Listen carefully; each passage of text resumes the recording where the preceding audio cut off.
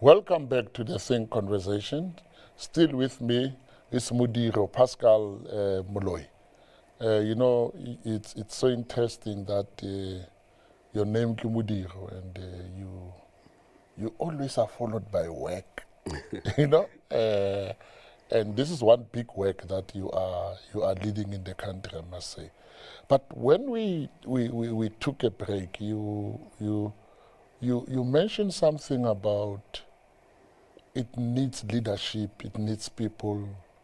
That's something that we are looking at. And you also spoke about the relationship between politics and administration and all those things, which is one of the biggest problems actually in the whole of the governance architecture of South Africa. How is the review going to deal with the relationship between councillors, the administration, and all these things? How are you envisaging? I'm not saying you should say, otherwise you already know what you are reviewing, but I just want to hear your opinion on that. What are the things that we Remember what we did? We spent about 5 months talking to a whole lot of practitioners, professors and all that, and use that opportunity just to define the problem. And then we put all those issues into a question to South Africans through a government gazette. So we produced a discussion document. We are now at a point where we're beginning to get feedback. And the type of issues that you're raising have been raised by many individuals, government institutions, private sector bodies, NGOs, organized business and all that. And they're raising those types of fundamental questions.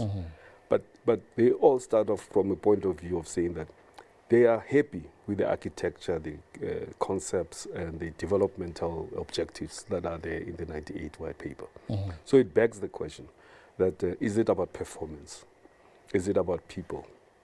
Or is it just about a thorough overhaul of the systems?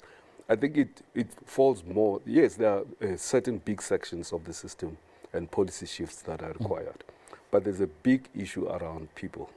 And the people issues are about do we have the right people employed? It's about performance agreements. It's about councillors. It's about whether or not we have the right administrators in place. Are we managing our finances well and all that? But Dr. Moloi, what was the magic between you and Dr. Amos Masondo? Because I can tell you that in academic circles, when we talk about magic of administration and politics, where the dichotomy was, I know you had challenges, but you managed them in such a way that they were not visible to the eye. The things which you achieved indicated to anybody that there was something that was going right between you and Braambi. And there are others out there. I think J.J. Matlole and his mayor, there was also a good chemistry. There were other people that we could see a chemistry. What is it that which you had that the current municipal managers and mayors can learn?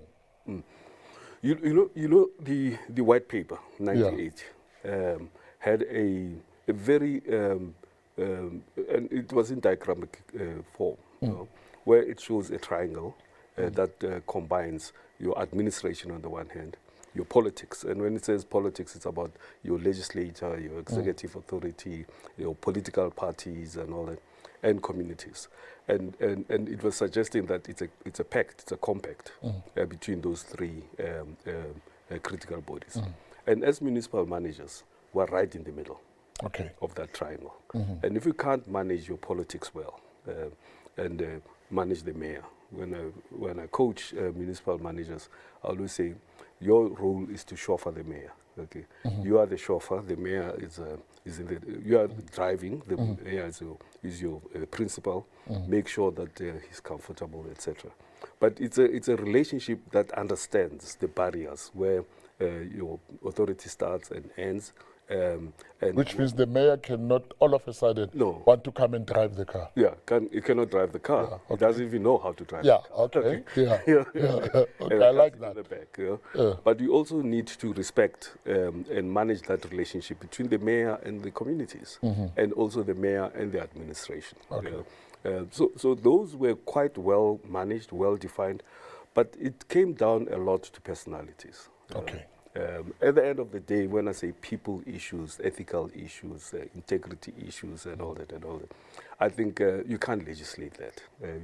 We can put barriers and whatever, but that mutual respect about where your authority starts and all that. It doesn't mean that we're friends because we spend some time together in prison at the same time during the state of emergency. It's not about that. It's that he understood his role. I understood my role.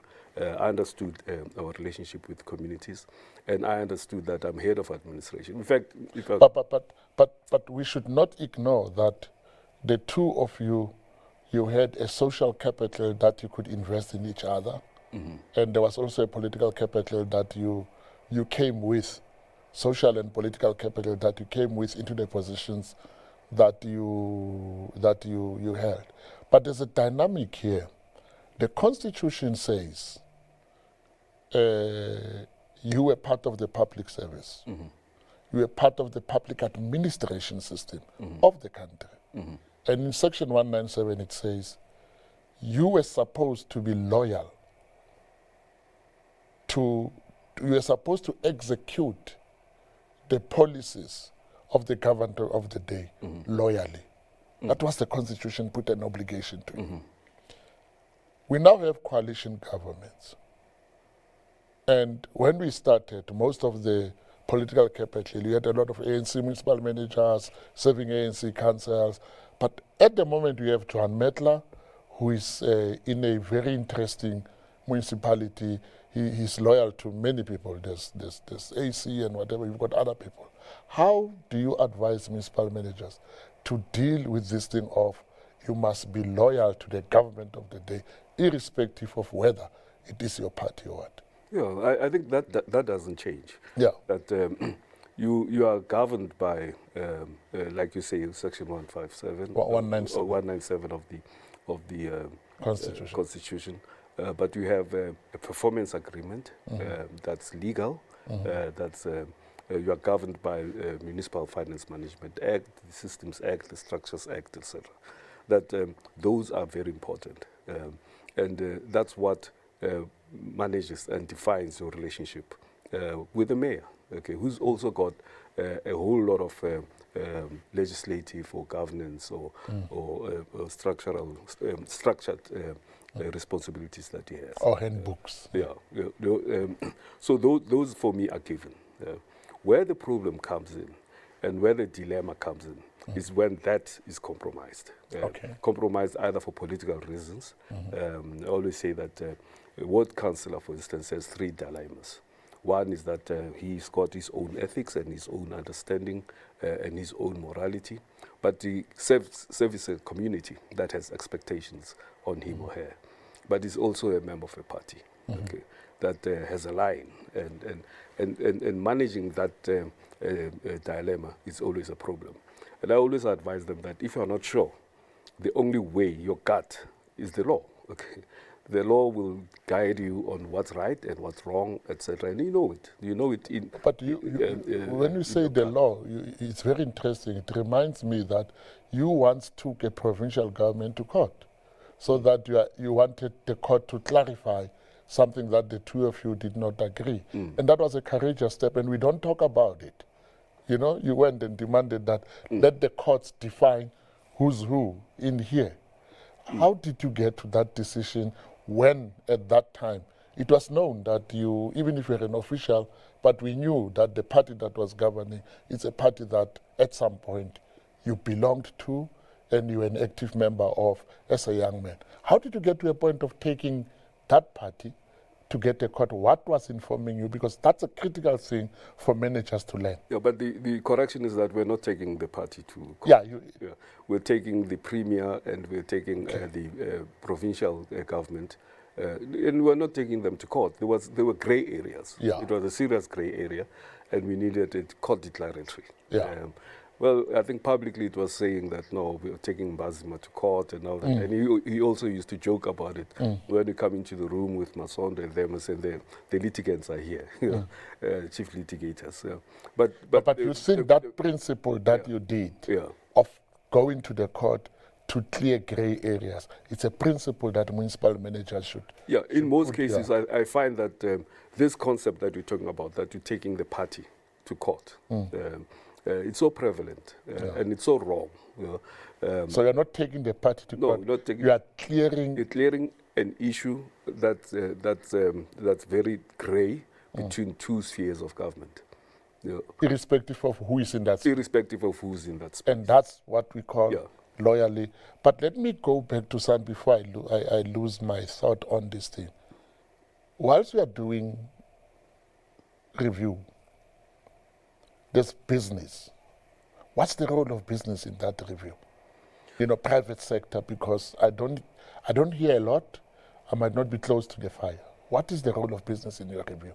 It's huge. It's huge. And if there's one... Just give us just one or two. Look, there are opportunities, and they've always been there around, especially if you look at the trading reforms now and what's being put on the table about partnerships. Partnerships, for instance, in terms of making sure that the wastewater treatment works around energy, around water, around refuse collection, etc.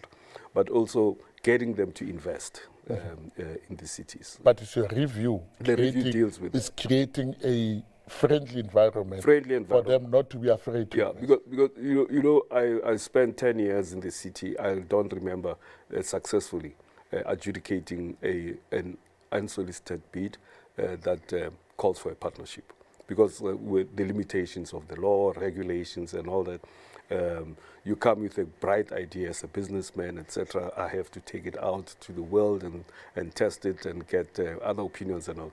So I think we've locked ourselves in that.